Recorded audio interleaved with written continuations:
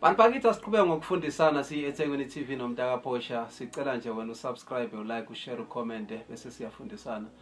Sesikuvezile bantu bakithi ukuthi ezinye zezinto ezabhalwa umfolo uKing Leopold II atrainer ama missionaries ababezofundisa abantu ngenkolo lana.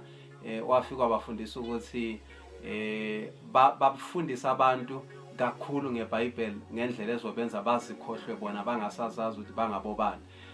Ziningi izinto ayibhalile kodwa siyohlala kulena kakhulu. Bantu bakithi uyingozi umuntu ongazazi ukuthi ungubani, ngoba umuntu ongazazi ukuthi ubani usuke esehlukene nezimpande zakubo.